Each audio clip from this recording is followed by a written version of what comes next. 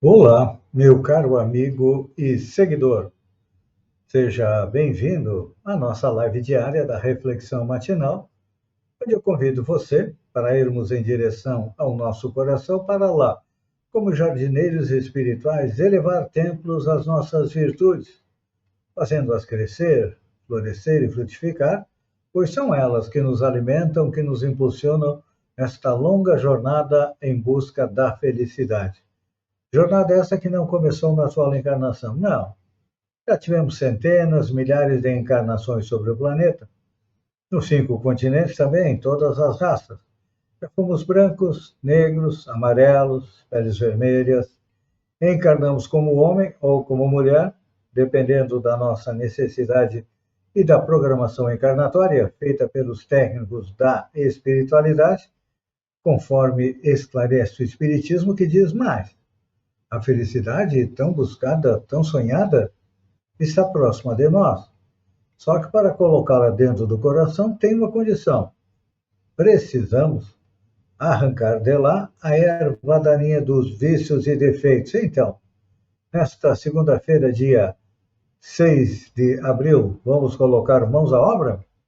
E para nos auxiliar, temos uma passagem dos Evangelhos. Hoje é da carta de Paulo aos Hebreus, onde ele diz o seguinte: sejam vossos costumes sem avareza, contentando-vos com o que tendes, porque ele disse: não te deixarei nem desampararei. Vou repetir as palavras de Paulo que são importantes. Sejam vossos costumes sem avareza, contentando-vos com o que tendes, porque ele disse: não te deixarei nem desampararei. O nosso espírito encarna, reencarna na Terra, a fim de se aperfeiçoar no rumo das instâncias superiores do universo. É importante lembrar que a Terra ainda é um planeta atrasado. Já fomos mundo transitório, mundo primitivo, hoje estamos na categoria de expiação e provas, só que acima de nós ainda tem mundos de regeneração, mundos celestes e mundos divinos. Então, estamos caminhando. E para que esta caminhada seja frutífera, não vamos nos encarcerar nos tormentos do supérfluo, que é fruto da avareza? Não. Como sendo isso o indispensável para a vida.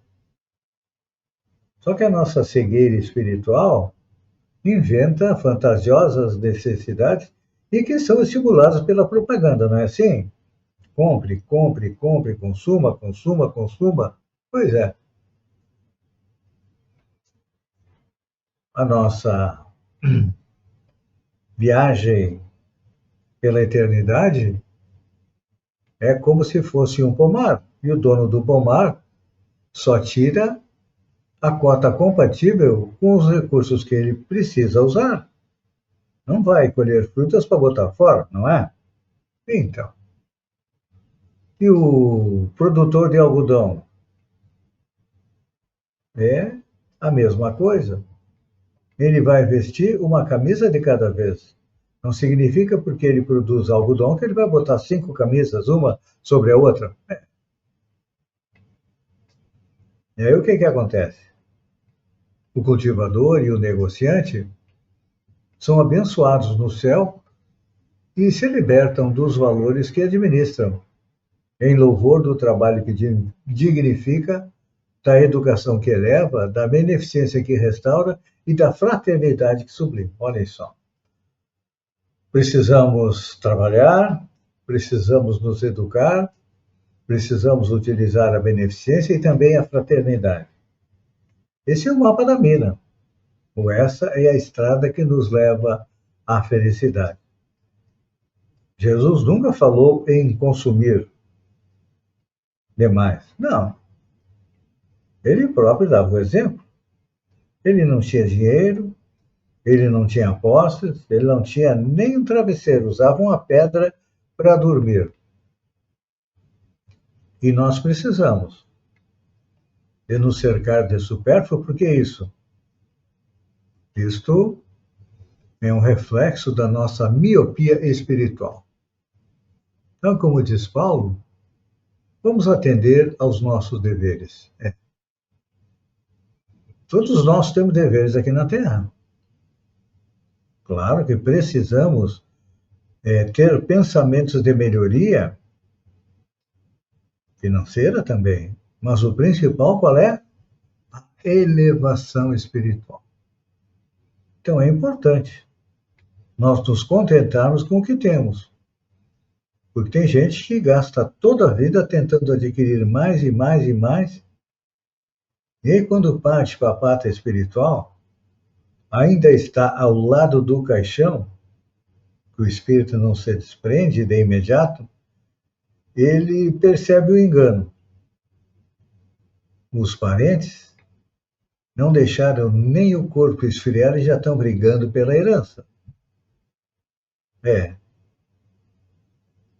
Temos livros, temos depoimentos de espíritos que passam por isso e eles se arrependem de ter adquirido e não ter se aperfeiçoado, não ter se aperfeiçoado, não ter se aperfeiçoado. Sofrem. Como com certeza nós também vamos sofrer quando regressarmos à pátria espiritual, se não nos contentarmos com o pouco que a gente consegue ter para viver, para sobreviver e lembrar que o fundamental, o que é? É a nossa evolução espiritual. Como eu falo todo dia, vamos elevar templos às nossas virtudes, ou seja, procurar aumentar as nossas virtudes, e quando nós fazemos isso, automaticamente nós diminuímos os nossos defeitos.